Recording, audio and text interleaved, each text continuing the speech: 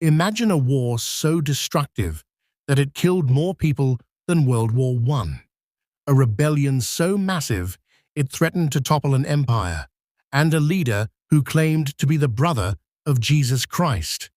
This was the Taiping Rebellion, one of the bloodiest civil wars in human history. Between 1850 and 1864, China descended into chaos. At its height, the Taiping controlled one of the largest states in the world, ruling tens of millions of people. But the dream of a heavenly kingdom soon turned into a nightmare of war, famine, and destruction. In this video, we'll uncover how a failed student named Hong Xiuquan built an army of millions, challenged the Qing Dynasty, and left a legacy that still shapes China today. To understand the Taiping Rebellion, we need to look at the state of China in the mid-19th century. The Qing Dynasty had just lost the First Opium War against Britain. The humiliating defeat exposed the weakness of the empire. China was forced to open ports, pay heavy indemnities, and allow foreign influence. Meanwhile, inside China, the situation was dire. The population had exploded to over 400 million. But farmland and resources were stretched thin. Famines, poverty, and unemployment spread across the countryside. Corruption was rampant. The Qing bureaucracy was bloated, inefficient, and disconnected from ordinary people. For many young men, the only path to success was the imperial examination system, a grueling test of Confucian classics. Among the millions who tried and failed was one man whose story would change everything: Hong Xiuquan. Hong Xiuquan was born in 1814 in Guangdong province. From a young age, he dreamed of passing the civil service exams, but despite multiple attempts, he failed each time. These repeated failures pushed him into despair. During one of his breakdowns, Hong claimed he had a series of visions. In them, he said he met a radiant figure who gave him a sword and told him to drive out demons. Later, after reading Christian missionary tracts, Hong came to a shocking conclusion. He believed the figure in his visions was God, and that he himself was the younger brother of Jesus Christ. Convinced of his divine mission, Hong began preaching a new faith, a mixture of Christianity, his own visions, and Chinese traditions. He called for the destruction of Confucian idols and the cleansing of society from sin. His message struck a chord with the poor and desperate.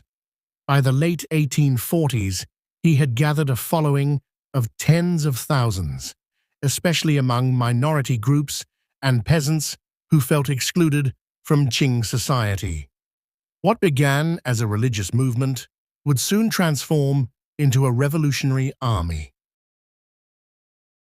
By 1850, Hong's movement openly rebelled against the Qing dynasty. His followers, known as the God worshippers, quickly grew into an organized force. In 1851, they declared the creation of the heavenly kingdom of great peace, the Taiping Tiangu. Hong Xiuquan was proclaimed the heavenly king, God's chosen ruler on earth. The Taiping army surged across southern China. Poor farmers, disillusioned scholars, and even women joined their ranks. In 1853, they captured the city of Nanjing, which they renamed Tianjing, the heavenly capital. From there, the Taiping began building a new society. Confucian temples were destroyed. Opium, alcohol, and gambling were banned.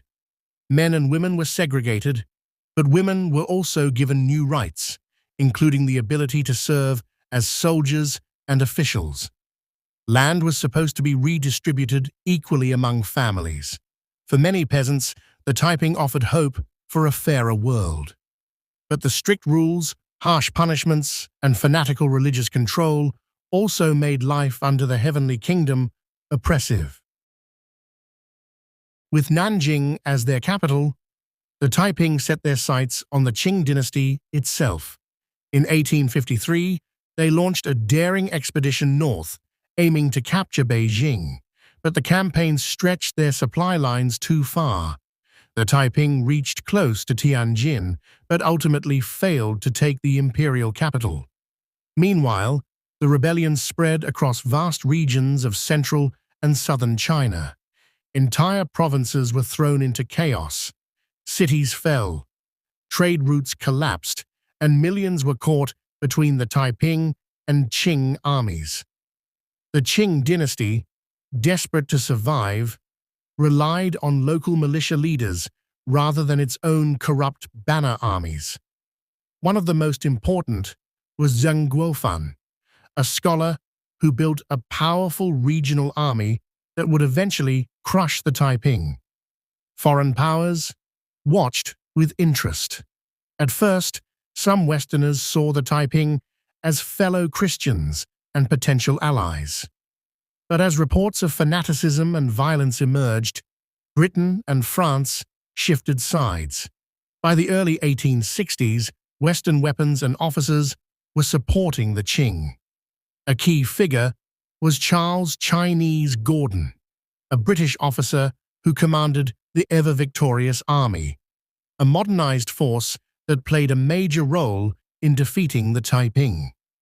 The war became a brutal struggle. Cities were besieged, civilians massacred, and the countryside devastated. Famine and disease killed more people than the battles themselves. By the 1860s, cracks were forming inside the Taiping leadership. Hong Xiuquan withdrew into his palace, focusing on religious rituals while delegating authority to his generals. Internal rivalries and power struggles weakened the movement. At the same time, Qing forces, strengthened by regional armies and foreign support, closed in on Nanjing. In 1864, after a long siege, Qing troops stormed the Taiping capital.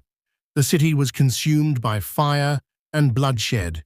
Hong Xiuquan himself had already died, reportedly after eating poisonous wild vegetables during the siege. His heavenly kingdom collapsed, and surviving Taiping leaders were executed.